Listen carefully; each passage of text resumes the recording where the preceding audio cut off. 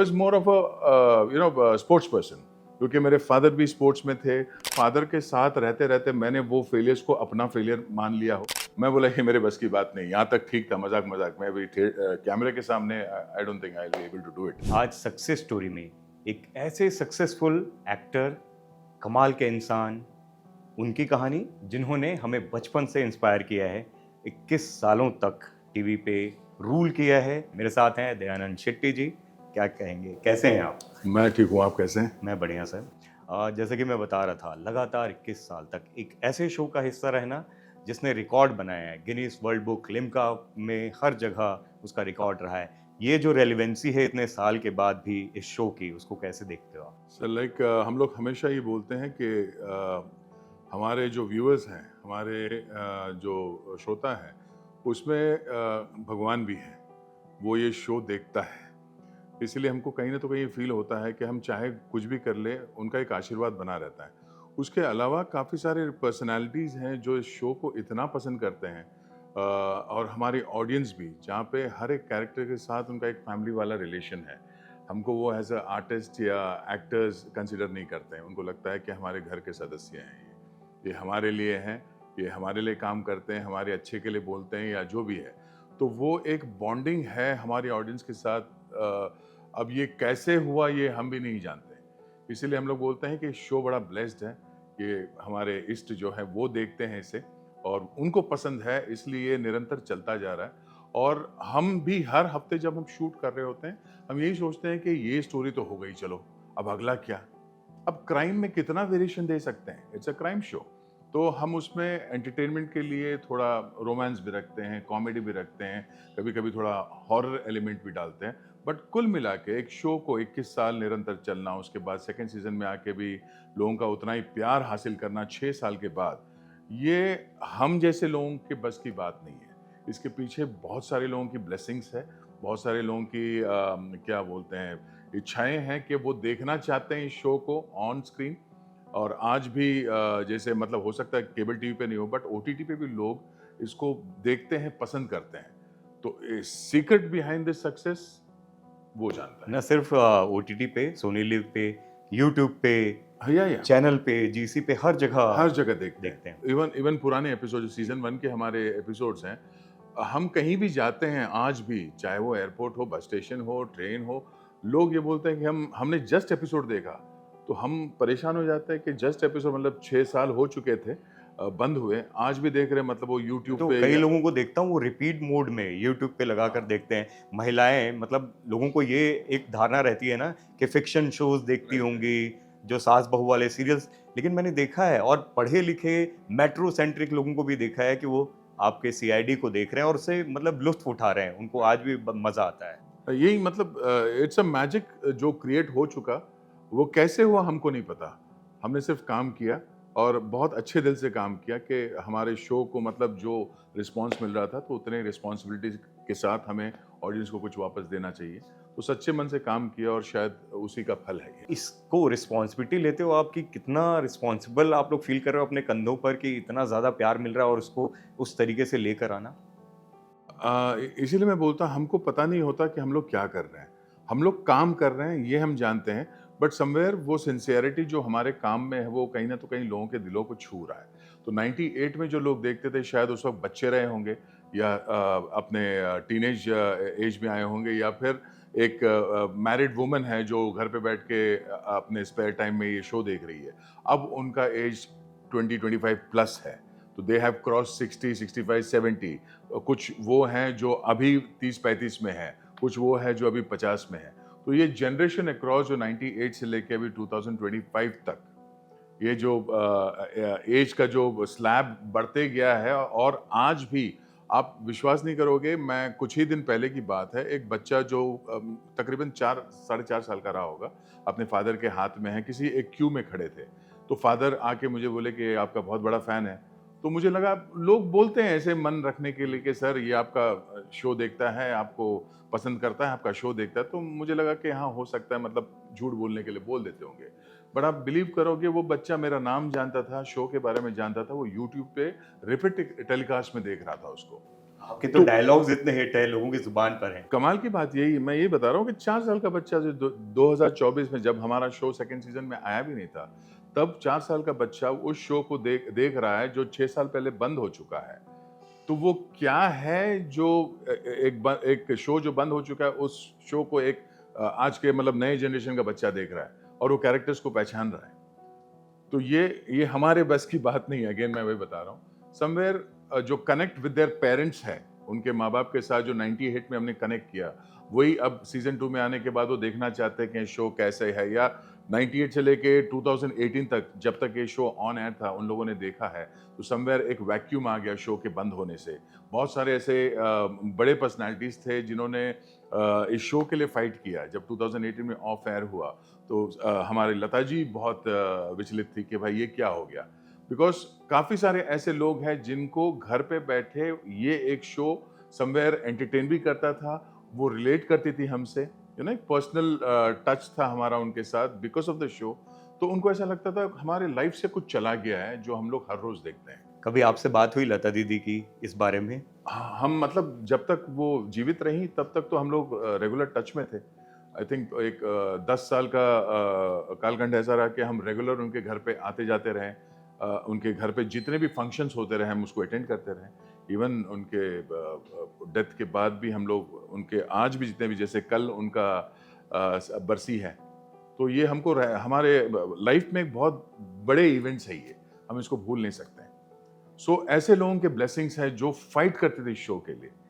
मुझे लगता है एक और खास बात जो इस शो की रही है, जो रेलेवेंसी की भी बात करते हैं, बहुत सारे क्राइम बेस्ड शो आए, बहुत लंबे भी चले, लेकिन जो आप लोग ने या आपके राइटर्स ने और खासकर बीपी सर ने मेंटेन किया, वो जो एक शो में ऑब्सेनिटी नहीं थी, बच्चों, फैमिली सबको ध्यान में रखते हुए जो स्टोरीज लिखी गई और उसके साथ साथ जो थ्रिल था, हर एक एलिमेंट को इस तरीके से रखा गया कि उसकी मर्यादा, वो जो एक थिन लाइन होती है, वो क्रॉस नहीं हुई। राइट। यहाँ पे पेरेंट्स एनकरेज करते थे सीआईडी देखने के लिए बच्चों को, where is normally other crime shows हैं तो बोलते ये क्या देख रहे हो, आप बंद करो। बिकॉज ऑफ दिस हमारा जो एक क्लीन व्यूइंग था, हमारे यहाँ पे रेप सीक्वेंस के ऊपर कोई हम लोग एंटरटेनमेंट नहीं करते हैं। बच्चों के साथ जो शोषण होता है उसके ऊपर हम एंटरटेनमेंट नहीं करते हैं।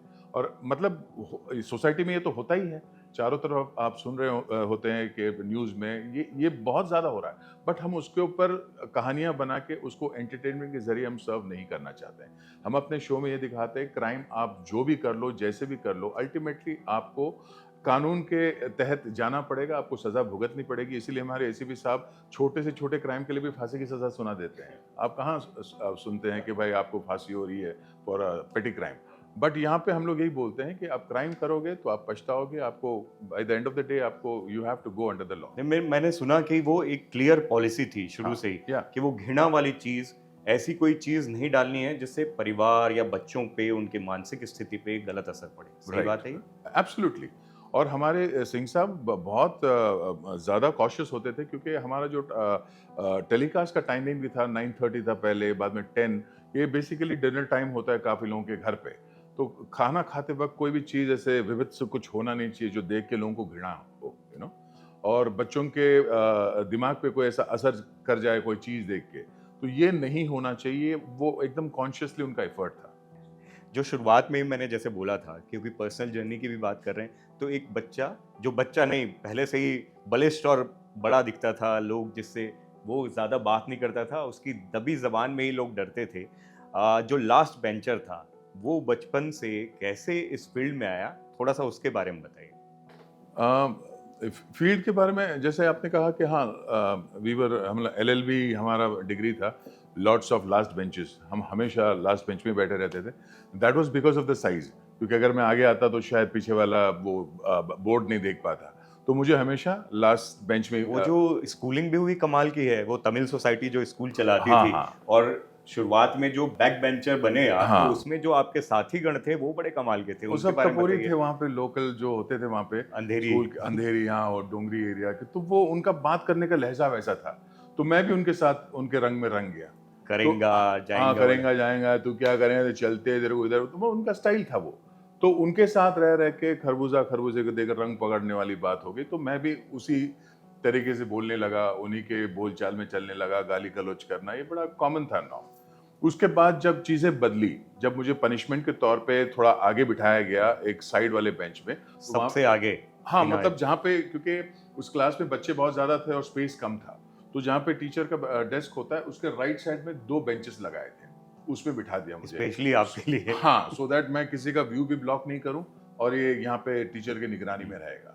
तो उस वक़्त मेरे एकेडमिकली कि मैं इम्प्रूव करने लगा, क्योंकि मेरे साथ जो बैठे थे स्कॉलर्स थे, पढ़ाकू बच्चे थे, तो संगत का असर बहुत ज़रूरी है। और पढ़ाई में आई वाज़ नॉट अ डम चाइल्ड, मैं ऐसा कोई, मतलब I was very smart and मेरा प्रेजेंस ऑफ माइंड बहुत अच्छा था शुरू से। I was much more street smarter than the rest of the guys around me, but पढ़ाई में कुछ ज़्यादा ध्यान मैं नहीं ये करता, बिकॉज जो उनके साथ में इंटरेक्शन होता था मुझे लगता था आई एम बेटर देन, मतलब हो सकता है मैं गलत हूँ, बट उस वक्त ऐसा था कि यार जो पढ़ाई जो करते हैं वो तो मैं भी करता हूँ, तो इनके साथ में ही आता हूँ, रैंक्स वहीं आ जाते हैं। सो ऐसा नहीं है कि मैं डिफ़ॉल्ट है कुछ अंदर या कोई प्रॉब्लम है, तो I was more sorted, I was more of a sports person, क्योंकि मेरे फादर भी स्पोर्ट्स में थे, तो वो शायद ब्लड में था, तो मैं जेनेटिकली आ गया था, पास हाँ, ऑन हुआ था। खेल कूद में ज़्यादा ये, बट प्रॉब्लम यही होती थी कि मेरे एज के बच्चे मेरे साथ नहीं खेलते थे। अगर क्रिकेट खेल रहा हूँ तो बॉल ढूंढने के लिए कोई जाने को तैयार नहीं था, बोला ये जोर से मारता है, ये ऊपर चला जाता है, तो कोई बच्चे मेरे साथ बाउंड्री पार ही कर देता है। हाँ, मेरे को देख के बैट छुपा लेते थे या भाग जाते थे। तो एक पॉइंट के बाद ऐसा लगता था कि बचपन थोड़ा सा आइसोलेशन में था, बट जितने इंडिविजुअल स्पोर्ट्स थे उसमें आई वाज गुड, क्योंकि मुझे अकेला ही करना था, या शॉट पुट फेंकना है, डिस्कस करना है, या जैवलिन, कुछ भी करता था। स्टेट चैंपियन भी रहे हैं। हाँ, 94 में डिस्कस का। तो मैं डिस्कस करता था, वो भी ऐसे ही, मतलब क्योंकि कुछ करना था मैंने किया, और जिस साल मैंने ज्वाइन किया एथलेटिक्स, मैं थर्ड प्लेस आया बॉम्बे सबर्बन में शॉट पुट में, डिस्कस में। तो वो थोड़ा डैडी के जीन्स थे स्पोर्ट्स में। फादर वेट लिफ्टिंग करते थे, पर उन्होंने कभी एनकरेज नहीं किया वेट लिफ्टिंग के लिए, बोला तू डू सम अदर स्पोर्ट। और ऐसे ही करते करते फादर का बिजनेस भी था, तो मैं वहाँ पे भी जाता था, बैठता था वहाँ पे, और कई साल मैं होटल के काउंटर पे बैठा रहा वहाँ पे। But I wasn't too happy with what I was doing, but ऐसा भी नहीं कि मेरा कोई एम्बिशन था कि मुझे ये करना है वो करना है। So one led to another, कुछ चीज़ें क्या बोलते हैं वो, beauty, not beauty pageant actually, it's a personality contest, वहाँ पे मैं चला गया। तो जब आप जवाब देते हो कोई चीज़ का, तो उनको वॉइस पसंद आ गई, तो मैं कहीं वॉइस ओवर करने गया। वॉइस ओवर करने के बाद उन्होंने बोला लेट्स डू सम थिएटर, तो थिएटर में एक आध प्ले वे कर लिया। प्ले जब मैं फर्स्ट प्ले ही मैं कर रहा था, वहाँ पे हमारे सीआईडी से कोई एक हमारा एक फ्रेंड था प्रोडक्शन, संतोष शेट्टी जी। संतोष शेट्टी, अरे आपको नाम तक याद है, क्या बात है, he is a choreographer, dancer, आज I mean it's a big name. तो वो वहाँ पर बैठे थे, बोलता यार तू तो अच्छा कर रहा है, तूने बताया नहीं, because I am doing CID and वो देख रहे हैं कोई अच्छा नया कॉप चाहिए, तो यू कम ऑडिशन दे दो। मैं बोला ये मेरे बस की बात नहीं, यहाँ तक ठीक था, मजाक मजाक, मैं भी कैमरे के सामने I don't think I will be able to do it, but उसने बहुत इंसिस्ट किया, तो मैं आ गया, और बस 98 में मैंने ऑडिशन दिया सिंह साहब के सामने, और तब से सिंह साहब का वो वाक्य याद है, उन्होंने शायद बोला था कि तुम्हारी वो भाषा में हाँ, साउथ इंडियन एक्सेंट आता है, एक्सेंट है। और तो- आपने भी उसका हाजिर जवाब ही एकदम तुरंत दी कि हूँ साउथ इंडियन, तो वो आएगी। हाँ, मैंने ये कहा था कि बच्चन साहब आज भी हैं बोलते हैं, मतलब वो, मतलब उनकी भाषा में कोई प्रॉब्लम नहीं है, बट वो कहीं ना तो कहीं आपका जो मदर टंग है उसका एक एक्सेंट, एक फ्लेवर कहीं ना तो कहीं आपके भाषा में झलकता है, तो वो है। I mean I am a south Indian, so even if I speak English और हिंदी, उसमें कहीं थोड़ा टिंज या वो बू जो बोलते हैं वो रहेगा south Indian. May be grammatically I am wrong when I am speaking Hindi, वो भी हो सकता है। नहीं, अभी तो कोई ये नहीं बोल सकता ना नहीं, आपकी मतलब अंग्रेजी, अब और तो अब हाँ, वो सिंस 98 पॉलिश्ड है, बिकॉज काम कर रहे हैं, day in day out dialogues बोल रहे हो, काफ़ी इन लोगों ने करेक्ट भी किया मुझे, सर ये गलत है, आपका का की कू का फ़र्क है, तो उन्होंने करेक्ट किया, over a period of time I have learned it. और शुरुआत में क्योंकि उस समय आशुतोष गोवारिकर भी थे और वो सीनियर इंस्पेक्टर थे, आप पीछे, मुझे याद है जो जहन में कि वो पीछे दिखते थे कहीं, लेकिन वहाँ से इतना ज़बरदस्त वो एक तरीके से ट्रांसफॉर्मेशन, ये कहूँगा कि लोगों को आपके डायलॉग्स याद हैं, मीम कल्चर का हिस्सा बन गए, वो ट्रांसफॉर्मेशन, वो जर्नी को देखते हो इस शो के ही दौरान?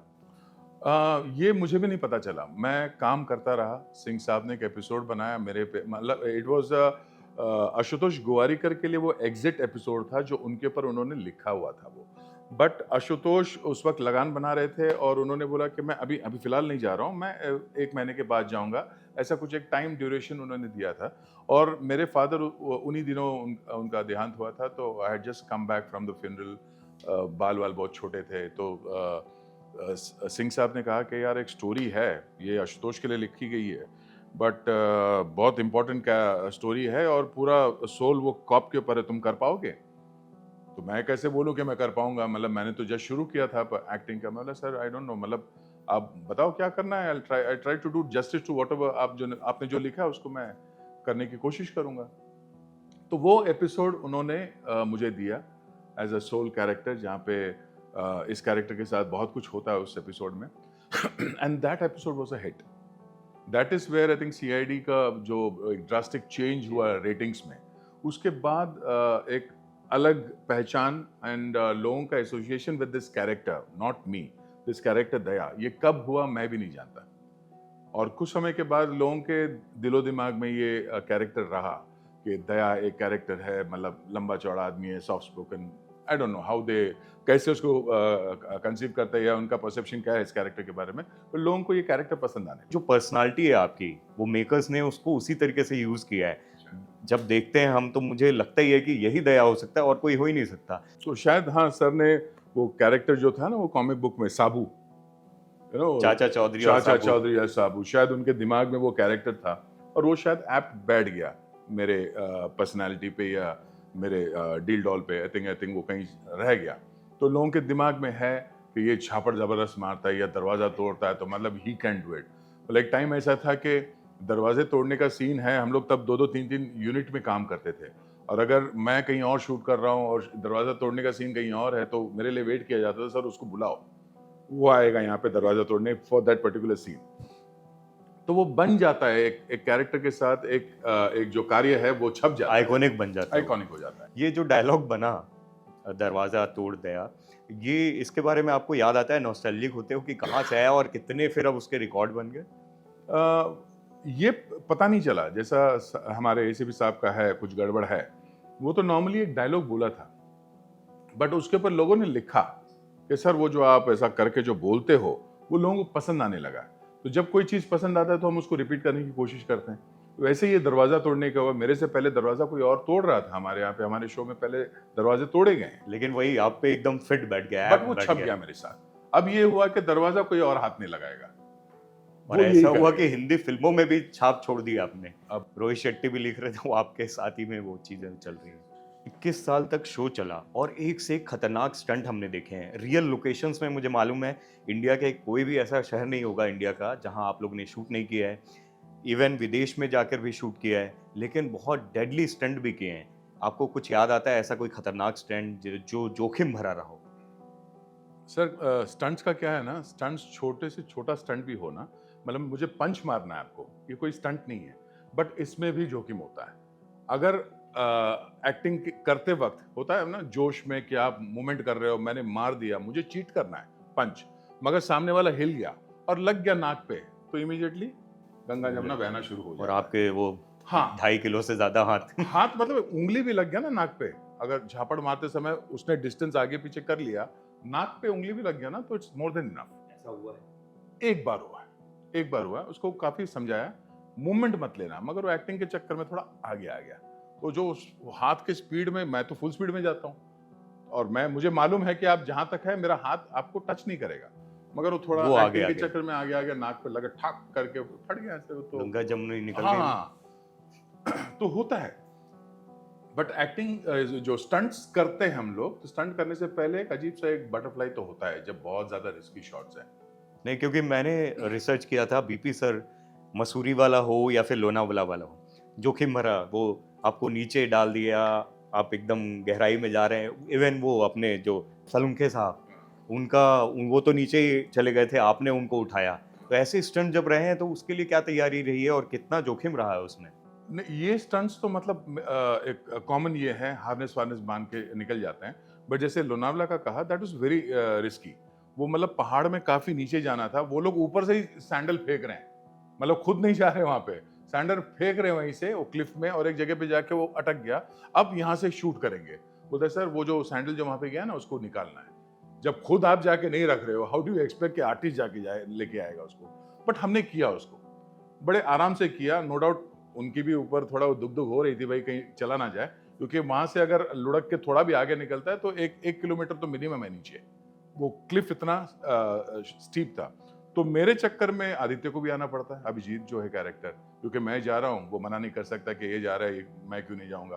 तो वो भी धीरे धीरे करके पीछे पीछे आ जाता है।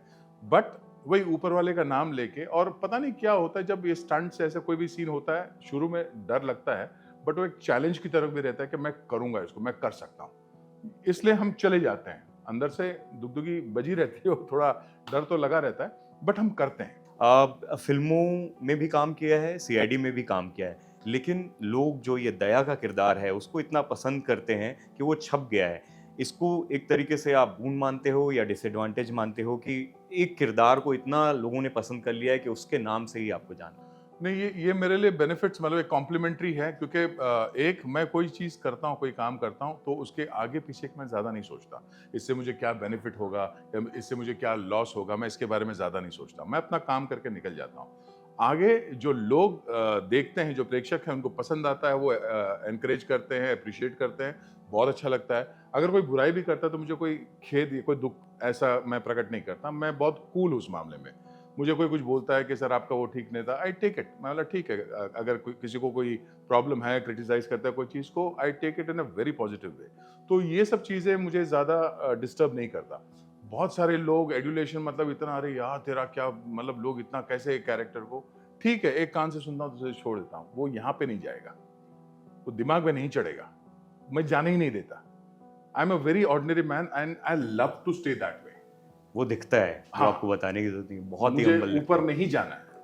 मैं जो काम कर रहा हूँ, इसमें जो भी लोग मिलते हैं, नमस्कार, मैं यहीं पे रहना चाहता हूँ। आखिर में क्योंकि सक्सेस की बात कर रहे हैं, लेकिन सक्सेस के पहले जो सबसे इम्पोर्टेंट चीज़ होती है वो फेलियर्स हैं, चैलेंजेस हैं। इस पूरी जर्नी में, इस खूबसूरत जर्नी में फेलियर्स या चैलेंजेस के बारे में कुछ बताना चाहो? सर शायद मेरा अपब्रिंगिंग ऐसा रहा, मेरे फादर ने काफ़ी फेलियर्स देखे, तो शायद फादर के साथ रहते रहते मैंने वो फेलियर्स को अपना फेलियर मान लिया हो, और इसे फेलियर से मुझे डर नहीं लगता, फेलियर से मुझे डर नहीं लगता। बट जब मैं मेरे टीनेज की लाइफ के बाद जब मैंने कुछ भी शुरू किया या मैं कहीं जाके खड़ा हो गया, तो मुझे फेलियर मिला नहीं कभी। आई वॉज ऑलवेज गुड और successful in what ever I did. इसलिए मैं कभी कभार बोलता है, अमिताभ बच्चन साहब का लाइन है, मैं जहाँ पे खड़ा होता हूँ लाइन वहीं से शुरू होती है। तो व्हेन आई गो देयर, मुझे स्ट्रगल करना नहीं पड़ा या मुझे कुछ बोलना नहीं पड़ा। मैंने लाइफ में कभी स्ट्रगल नहीं किया, इस फील्ड में भी आज तक मैंने कभी पोर्टफोलियो नहीं खिंचवाया किसी के पास कि भाई ये मेरा फोटो है, मैं ऐसे दिखता हूँ, मैंने कभी नहीं किया लाइफ में, क्योंकि स्ट्रगल करना नहीं पड़ा। बट जो करता हूँ मैं बड़े शिद्दत से करता हूँ, पूरे 100% अपने मन से करता हूँ। तो शायद वो कहीं अक्रॉस द लेंस लोगों को दिखता है, that is the reason they like this character और may be are in love with this character. तो वही है। 2018 के बाद ना दर्शकों को एक वो था, कोफ्त होती थी कि इतना जो चलने वाला शो है और इतने जो प्रिय किरदार हैं वो क्यों नहीं आ रहे हैं। कहीं वो एक पीरियड था जिसमें थोड़ा सा ऐसा दुख हुआ कि ये क्यों चीज़ें नहीं हो पा रही? नहीं, क्योंकि शो बंद होने वाला है, ये थोड़ा हमको अंदेशा था शुरू से। 2016 से थोड़ा जहाज यहाँ वहाँ थोड़ा गोते खा रहे थे, बट ठीक है। सो वी वर एक्सपेक्टिंग, और जो चीज़ शुरू होती है, जैसे हमारी लाइफ है, अगर मैं पैदा हुआ तो कल को मरूंगा, तो उसको हर चीज़ को अंत है, एक्सपायरी डेट हर किसी का होता है। इस शो का भी था उस वक्त के लिए। उसके बाद हमने एक नया कॉप शो किया दंगल के लिए, वो भी कुछ समय तक चला। फिर कोरोना पीरियड, कोविड का टाइम आया। 2 साल मैंने बहुत ज़िंदगी के one of the best days of my life, Covid के 2 साल मैंने घर पे बिताए। बहुत अच्छा लगा मुझे। लोगों को बहुत शिकायत थी कि मैं उधर नहीं जा, मतलब मैं एंजॉय कर रहा था मैं अपना life during the Covid time. लोगों के साथ जो हुआ, बुरा हुआ, I feel bad about it, but God gave me the best time of my life during Covid. तो उस पर भी कोई शिकायत नहीं है। अब कोविड के बाद जब शुरू हुआ तो मैं कुछ ना तो कुछ फिल्म यहाँ वहाँ करता रहा, and then CI happened again, season 2। Success क्या है आपके लिए?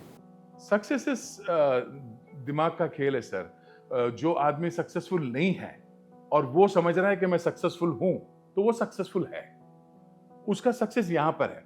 और मैंने कुछ भी अचीव कर लिया और मैं ये सोचता हूँ मेरे पास कुछ नहीं है, तो मेरे पास कुछ नहीं है।